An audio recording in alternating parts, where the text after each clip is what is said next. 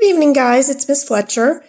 Sorry I haven't been with you last week, but I had a death in my family and I was home in Boston for a funeral. So I wasn't at school for 4 days. So I'm coming to you with our new work, which will be a cause and effect essay. We'll be doing a cause and effect essay, and I am going to go over some information with you, which you can find in your textbook. So hang on, let me find where. Starting on page 202, and then you will read, I think it's 202 and 203 where the information is that you'll need. So, but I'll go over that with you. I'm also going to be putting a series of worksheets on Google Classroom. So you will, you'll have those, you'll need to do those, as you can. Sorry, my computer's not behaving here. Wants to slide.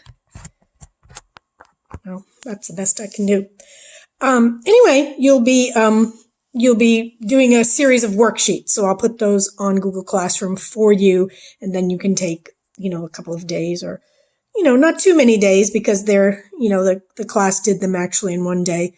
But I'll give you a couple of days to do those and turn those in for grading. I'm also going to put a sample essay on there and an outline so you know how to do an outline when it comes time to choose your topic and do your essay. Okay? So, cause and effect writing, it's like compare and contrasting. It's expository writing. And as I had told you earlier, we're only going to be doing a couple of types of expository writing. We were doing compare and contrast. We're doing cause and effect now, and then we may possibly be doing, how to do something like an expository writing of how to do something like fix a car engine or, of course you won't be doing that, but that sort of thing, like how to do something. Okay, but I haven't decided if I'm going to go ahead with that or not. Okay, so let me read you a little bit from the text about cause and effect writing, and excuse me while I read here. I can't look at you and read, so I will be reading, okay?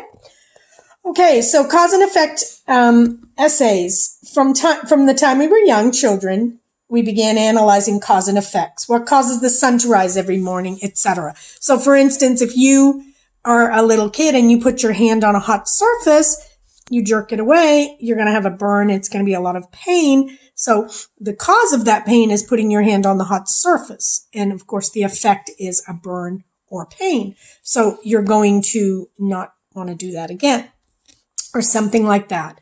If you're riding your bike and you slip on the pedal and your bike falls over, the cause of that is slipping on the pedal, and the effect, of course, might be scraped knees or some type of injury. So causes and effects is what we're going to be talking about, okay? Of course, expository writing is a writing that informs or explains. A cause and effect essay is a specific type of expository writing that focuses on an action or a series of actions that cause other actions or results. A good cause and effect essay features an introduction that presents a general statement about how one event or situation causes the other. So naturally, you're going to have an introduction to your paper,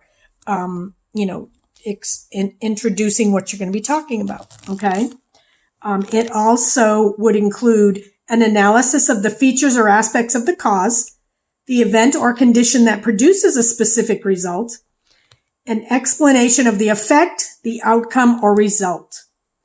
For instance, you'll be doing a little assignment on good grades as a result of hours of study. So you'll kind of get that idea when you do that exercise, okay? And also, you're going to have facts, absolute facts, statistics, and other types of detail to support the conclusions about both the cause and the effects. Now, again, some of the problems that you're having as writers in the 9th grade is you're having issues with introductions. You're not introducing your essays properly. So you need to give us a topic sentence or thesis statement, but what you're talking about, what you're going to be talking about. That's what your introduction is going to include. And when you get the example, the essay example, then you'll see hopefully what I'm talking about, although I've been explaining this to you. And I'm talking about the 9th grade in general, not just you guys. Okay?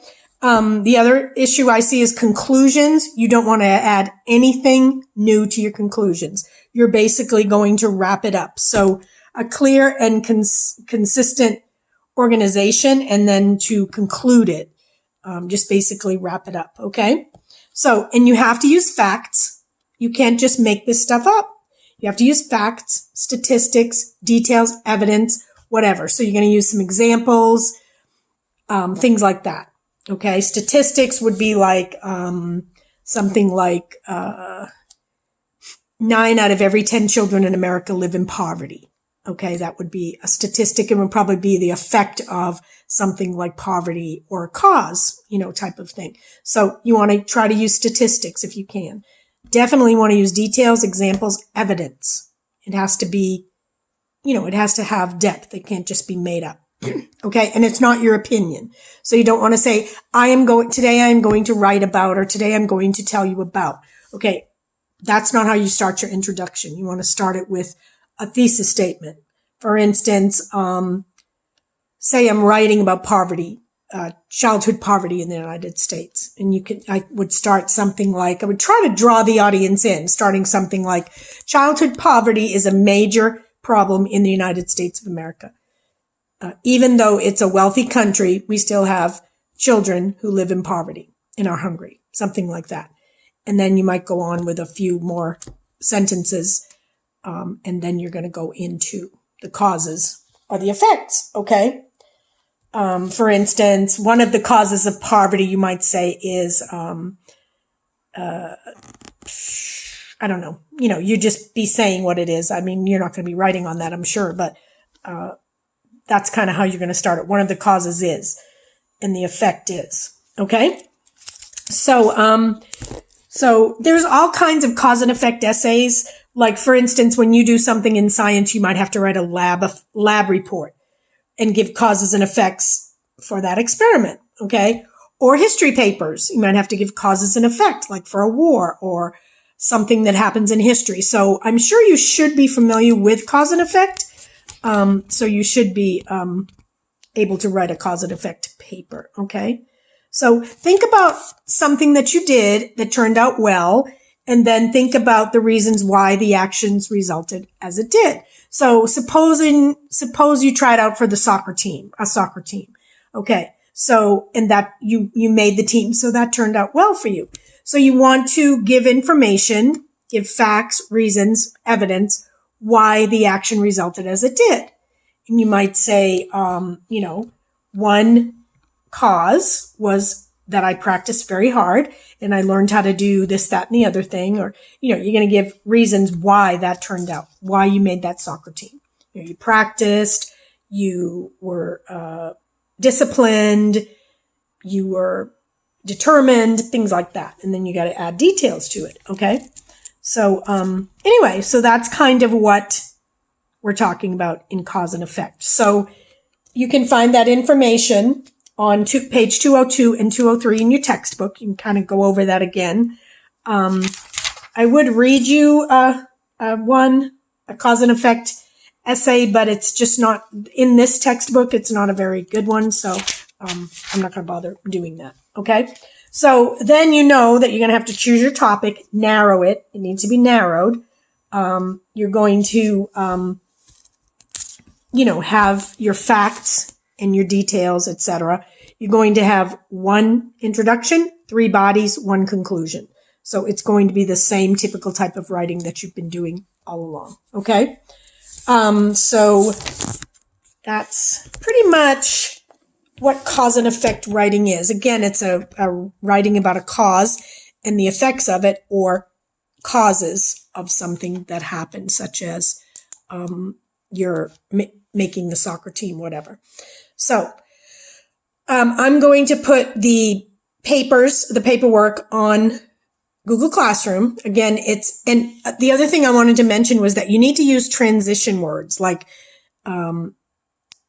because, like some of them are just very easy words like when or since or because of, but then you have more sophisticated ones too, which I'll be putting a worksheet on there for that as well. So I'm going to go ahead and put the worksheets on as I can. And then you will be doing the cause and effect worksheets, turning them in for grade. And then you'll be choosing a topic, narrowing it down, and we'll be starting our rough draft on, let's see, you guys have class on Monday, so I'll probably get back with you either tomorrow, which is Monday, today's Sunday, or I will get back with you on Tuesday so you know what you're going to be doing. Okay, so I want you to think about a topic after you do all the worksheets. Look at them very carefully, read them very carefully, because there's a lot of information that you need on the worksheets. There's about probably 6 of them.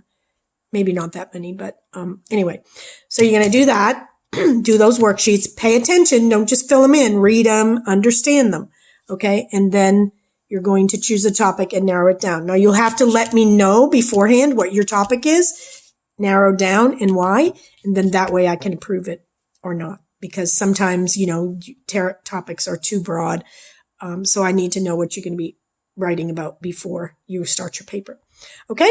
So if you have any questions, you can email me. And we will take it from there. Okay? Thanks. Have a good evening.